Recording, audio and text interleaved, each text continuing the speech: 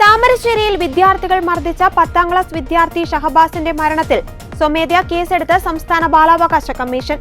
ജില്ലാ പോലീസ് മേധാവിയോടും ശിശുക്ഷേമ സമിതി ചെയർപേഴ്സണോടും ബാലാവകാശ കമ്മീഷൻ ചെയർപേഴ്സൺ വിശദീകരണം തേടി.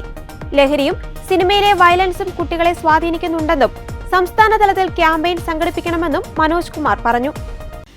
സമൂഹത്തിൽ വർദ്ധിച്ചുവരുന്ന അക്രമ സ്വഭാവങ്ങളുടെ പശ്ചാത്തലത്തിൽ കൂടെ വേണം ഈ വിഷയം ചർച്ച ചെയ്യാൻ. സോഷ്യൽ മീഡിയ, കോവിഡിന് ശേഷമുള്ള അമിതമായ മൊബൈൽ ഫോൺ ഉപയോഗം, ലഹരിയുടെ മേഖലയിലേക്ക് കുട്ടികൾ എത്തുന്നത് ഉൾപ്പെടെ പരിശോധിച്ച് വേണം കുട്ടികളെ സമീപിക്കാനെന്നും ബാലാവകാശ കമ്മീഷൻ ചെയർപേഴ്സൺ പറഞ്ഞു.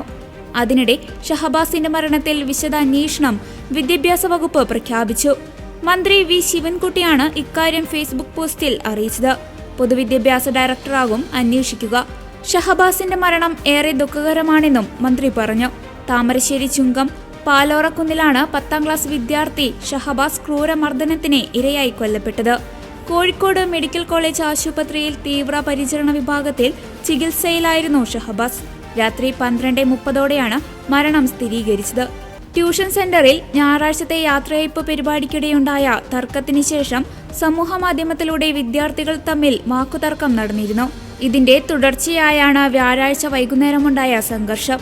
ട്യൂഷൻ സെന്ററിലെ ക്ലാസ് കഴിഞ്ഞ് വൈകുന്നേരം 6:30 താമരശ്ശേരി വെഴുപ്പൂർ റോഡിലെ ചായക്കടയ്ക്ക് സമീപത്ത് സംഘർഷമുണ്ടായത്. തമ്മിൽ തല്ലിയ വിദ്യാർത്ഥികളെ നാട്ടുകാരും കടക്കാരും ഇടപെട്ടാണ് പിന്തിരിപ്പിച്ച് ഓടിച്ചത്. പിന്നീട് റോഡിന് സമീപത്തു വെച്ചും ചേരിതിരിഞ്ഞ് ഏറ്റുമുട്ടലുണ്ടായി. Elettil Vattoli MJ higher secondary സ്കൂളിലെ കുട്ടികളും താമരശ്ശേരി ഹയർ സെക്കൻഡറി സ്കൂളിലെ കുട്ടികളുമാണ് പരസ്പരം ഏറ്റുമുട്ടിയത്.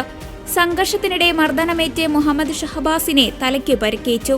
നഞ്ചക്കു പോലുള്ള ആയുധങ്ങൾ ഉപയോഗിച്ചായിരുന്നു മർദ്ദനമെന്നാണ് വിദ്യാർത്ഥികൾ പോലീസിന് മൊഴി നൽകിയത്. വിദ്യാർത്ഥികൾ കൂടാതെ പുറമേ നിന്നുള്ള കണ്ടാലറിയാവുന്ന ചിലരും സംഘടിച്ചെത്തിയാണ് അക്രമം നടത്തിയതെന്നാണ് ഷഹബാസിന്റെ ബന്ധുക്കൾ പോലീസിന് നൽകിയ മൊഴി. ഷഹബാസിന്റെ അച്ഛനും ഇന്നലെ ഇക്കാര്യം പറഞ്ഞിരുന്നു.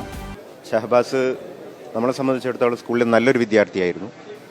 പ്രത്യേകിച്ചും ഇങ്ങനെ അച്ചടക്ക രാഹിത്യം കാണിക്കുന്ന ഒരു സ്വഭാവം കുട്ടിക്ക് ഉണ്ടായിരുന്നില്ല. ഏതെങ്കിലും രീതിയിലുള്ള അച്ചടക്ക ലംഘനം കാണിച്ചതായി ഞങ്ങളുടെ അറിവിൽ വന്നിട്ടുമില്ല. ഇത് സംഭവിച്ചത് പിന്നീട് പുറത്തുനിന്ന് ഏതെങ്കിലും രീതിയിൽ കുട്ടിയെ ഗ്രൂപ്പായിട്ട് വിളിക്കുകയോ സോഷ്യൽ മീഡിയ വഴിയോ ഒക്കെ ഉണ്ടാകുന്ന സംഭവങ്ങളാവാനാണ് സാധ്യത.